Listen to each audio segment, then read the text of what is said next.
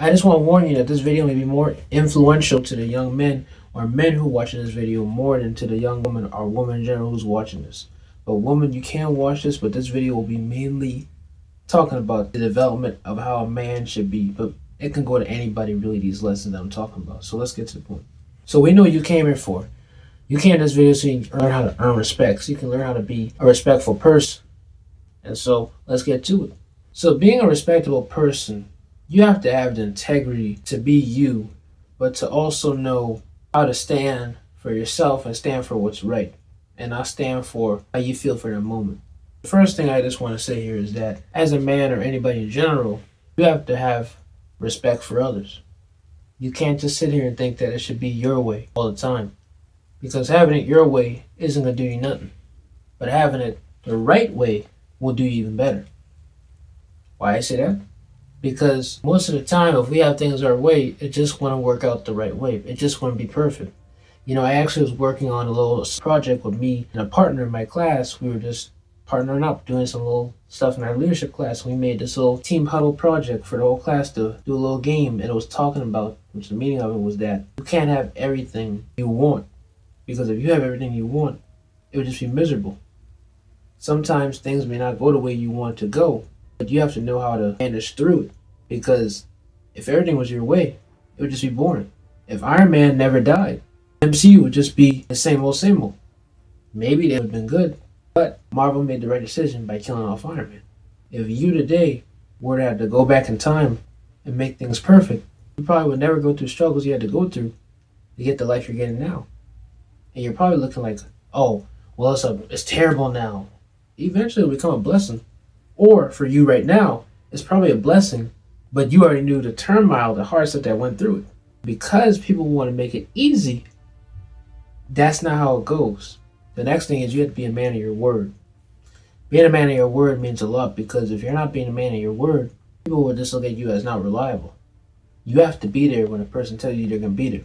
That goes with you being a friend. That goes with you being in the professional field. That goes with you even being in the educational field if you're going to school or just anything in general, even a dinner. You have to be able to make that time to hang out with that person. Or heck, even for you, it can be you rewarding yourself to do something. It can be you doing a passionate project or a job or something that you're doing, a task that you're willing to do for yourself. You have to be willing to take that time for you. That means relaxing for yourself as well. Be a man of your word and understand that, hey, maybe I need to take more time out with my kids. Maybe I need to take more time out with my wife. Or maybe I need to relax more. Maybe XYZ. Just using different examples that can help you with whatever you're doing.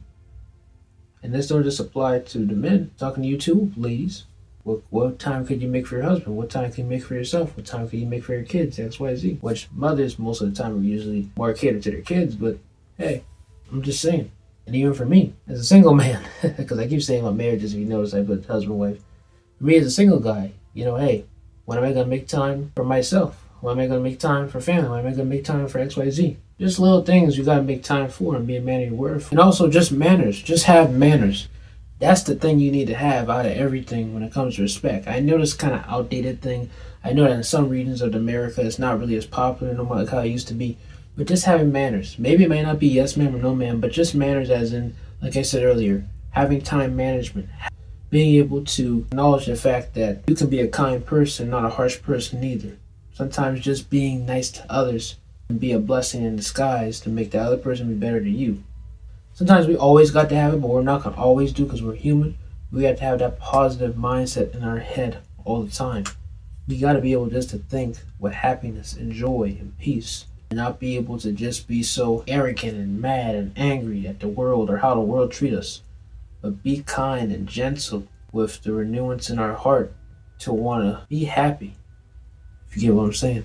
Just to piggyback on that subject on when I talked about how manners are outdated. To some people it's outdated, especially when you're up north. But for me growing up as a southerner, I always was raised on that you should have manners. And I personally believe it's not outdated. I still think manners is still here, and it doesn't necessarily have to always be a yes ma'am, no ma'am, but sometimes it can be through your actions and through your words. But overall, I just wanted to piggyback that because I didn't explain that reason to why I said it's outdated. This is the Development Pod. I'm your host, Brendan Brown. Please make sure to like, share, and subscribe to this podcast. and hit the notification button. And also just share it if you're listening to it on the audio platform as well. Goodbye.